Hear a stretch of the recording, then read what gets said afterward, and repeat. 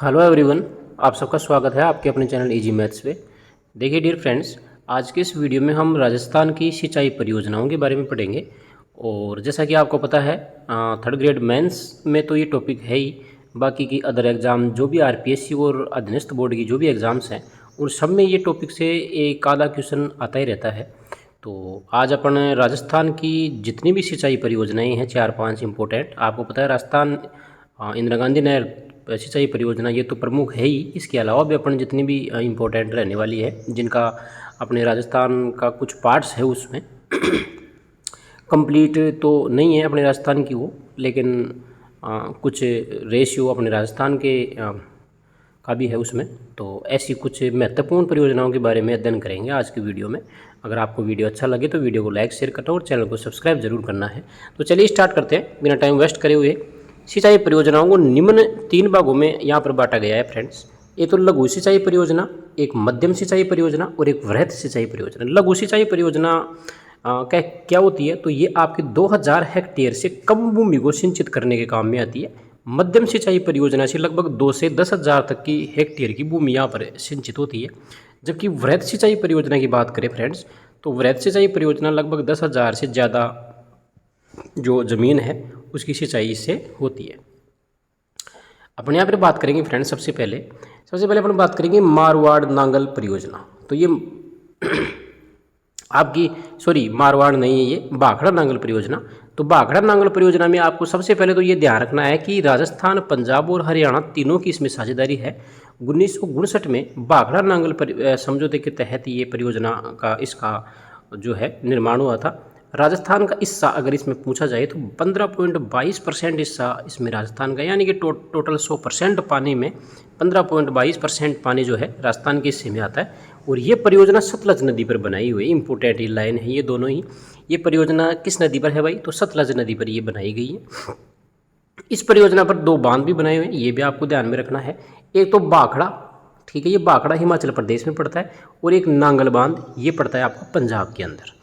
नांगल बांध के नांगल जो बांध है फ्रेंड्स पंजाब में, यहाँ से 2 नहरें निकाली गई हैं। एक तो बिस्त दोआब नहर और एक नांगल परियोजना। नांगल परियोजना पंजाब और हरियाणा, राजस्थान तीनों का हिस्सा इसके अंदर होता है। ये आपको इसमें मोटा मोटा सा ध्यान रखना है। नेक्स्ट अगर हम देखें तो नेक्स्ट आती है आपकी व्यास परियोजना। व्यास परियोजना की फ्रेंड्स अगर हम बात करें यहाँ पर, तो व्यास परियोजना की साझेदारी वही आपका हरियाणा, पंजाब और राजस्थान के तीनों के बीच में ये साझेदारी है। और राजीव लोंगे वाला समझौता हुआ था 1985 में, इसके तहत इसका निर्माण हुआ था। और एक इराडी आयोग भी बना था, इराडी आयोग का गठन किया गया था इसी व्यास परियोजना के तहत। ये आपको थोड़ा एडिशनल जानकारी है, ये याद रखना। इस परियोजना पर भी फ्रेंड्स 2 बांध बनाए हुए हैं। एक तो पोंग बांध है, ये हिमाचल प्रदेश में पड़ता है, जबकि एक है पडोह बांध, ये हिमाचल प्रदेश में पड़ता है, दोनों ही। अब आपको ये थोड़ा सा ध्यान रखना है कि जो पोंग बांध है यहाँ से तो अपने राजस्थान को 59% पानी मिलता है, और जो पडोह बांध है वहाँ से अपने राजस्थान को ओनली 20% पानी मिलता है। नेक्स्ट हम देखेंगे इम्पोर्टेंट चंबल घाटी परियोजना। चंबल घाटी परियोजना की अगर हम बात करें फ्रेंड्स यहाँ पर, तो साझेदारी सिर्फ 2 ही राज्यों की साझेदारी रहेगी, राजस्थान और मध्य प्रदेश की। 50-50% दोनों की क्या है इसमें साझेदारी है। अब चंबल घाटी परियोजना में जो आपका यहाँ पर जो बांध हैं, इस चंबल घाटी परियोजना के तहत टोटल 4 बांध आते हैं।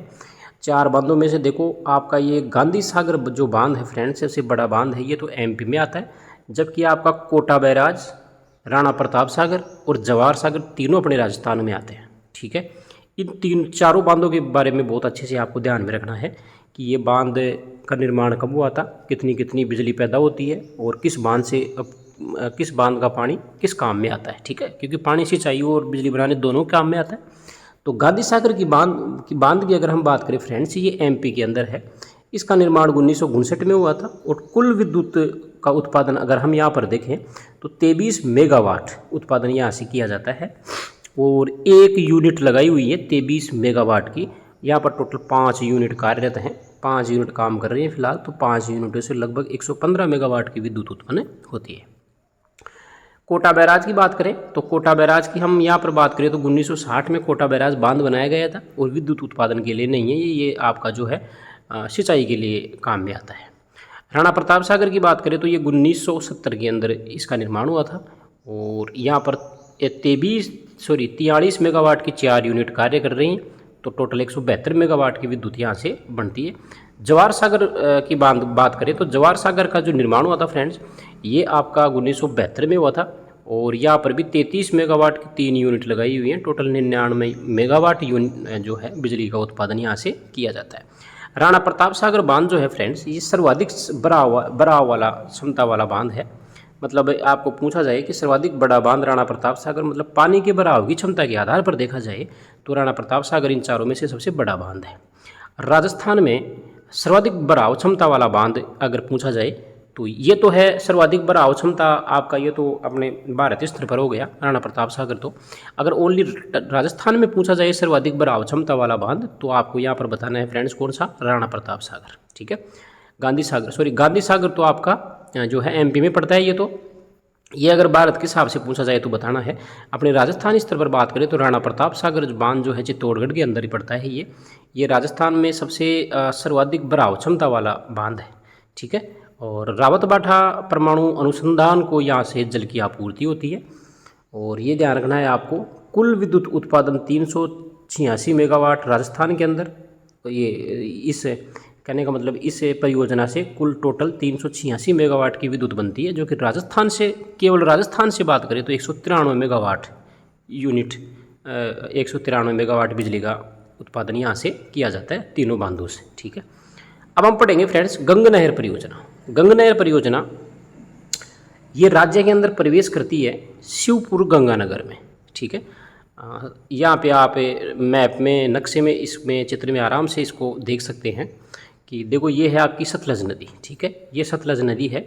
यहाँ पे हुसैन वाला स्थान है, पंजाब के अंदर पड़ता है। यहाँ से नहर निकलती है, ये आपकी जो है श्री, और सबसे पहले राजस्थान में ये जो नहर प्रवेश करती है ये शिवपुर गंगानगर में, श्री गंगानगर के अंदर प्रवेश करती है। ठीक है, और यहाँ से 4 लिफ्ट नहरें, ये तो मुख्य नहर है आपकी, यहाँ से 4 लिफ्ट नहरें निकाली गई हैं। इन लिफ्ट नहरों के नाम आपको ध्यान में रखना है, लक्ष्मी नारायण लिफ्ट नहर, लालगढ़, करनीजी और समीजा। ये आपको थोड़ा सा ध्यान रखना है। ये राजस्थान की पहली सिंचाई परियोजना है फ्रेंड्स, जिससे श्री गंगानगर तथा अनूपगढ़ जो है वो लाभान्वित है। अनूपगढ़ जिला भी बन गया था अब, लेकिन उसको हटा दिया गया। अनूपगढ़ आपका जो है श्री गंगानगर के अंदर ही पड़ता है। नेक्स्ट लाइन में लिखा हुआ है फ्रेंड्स यहाँ पर कि इस नहर के आधुनिकीकरण के लिए सन 2000 में स्वीकृति दी गई, जो 2008 में पूर्ण हुई। यह राज्य की प्रथम पक्की नहर प्रणाली है और कुल लंबाई, इस गंग नहर की बात करें तो कुल लंबाई है इसकी 129 किलोमीटर, लेकिन अपने राजस्थान के अंदर केवल 17 किलोमीटर इसकी लंबाई है। नेक्स्ट और सबसे इम्पोर्टेंट जो रहने वाली है आपके एग्जाम के पॉइंट ऑफ व्यू से, वो है राजस्थान नहर परियोजना, जिसको अपन इंदिरा गांधी नहर परियोजना भी कहते हैं। इसके बारे में पढ़ेंगे। तो देखो जनक कौन है भाई, तो कंवर सेन सबसे पहले उन्होंने स्टार्ट की थी। कंवर सेन ने 1948 में बीकानेर राज्य को पानी की आवश्यकता को देखते हुए इसका उल्लेख किया था और इसकी आधारशिला जो रखी गई थी वो 31 मार्च 1958 को गोविंद वल्लभ पंत के द्वारा इसकी आधारशिला रखी गई थी। उद्घाटन कब हुआ था इसका, तो 11 अक्टूबर 1961 को सर्वपल्ली राधाकृष्णन के द्वारा, सर्वपल्ली राधाकृष्णन भारत के राष्ट्रपति रह चुके हैं, इनके द्वारा रावतसर शाखा की नौरंगदेसर वितरिका से किया गया था। 2 नवंबर 1984 को क्या हुआ, 2 नवंबर 1984 को जो है फ्रेंड्स यहाँ पर 2 नवंबर 1984 को इस नहर का नाम बदलकर इंदिरा गांधी नहर परियोजना IGNP कर दिया गया। ये आपको ध्यान में रखना है, आज भी इसका नाम वही है। तो यहाँ पर आपको पता है व्यास नदी और सतलज नदी दोनों आपस में यहाँ से मिलती हैं। ठीक है, और यहाँ पे हरी के बैराज बांध बना हुआ है पंजाब के अंदर।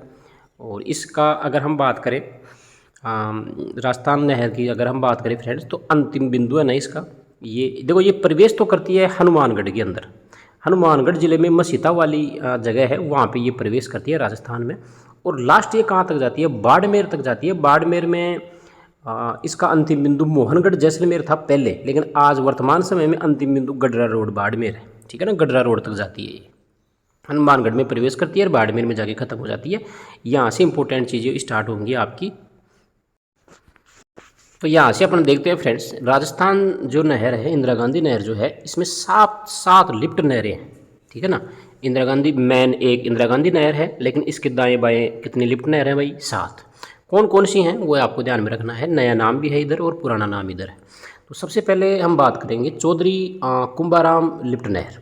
ये हनुमानगढ़, चूरू, झुंझुनू, ठीक है, नीम का थाना, बीकानेर, इन जिलों में ये अपने पानी अपना जो है जल लेके जाती है, यानी कि ये जिले लाभान्वित हैं इस चौधरी कुंभाराम लिफ्ट नहर से, ठीक है ना भाई।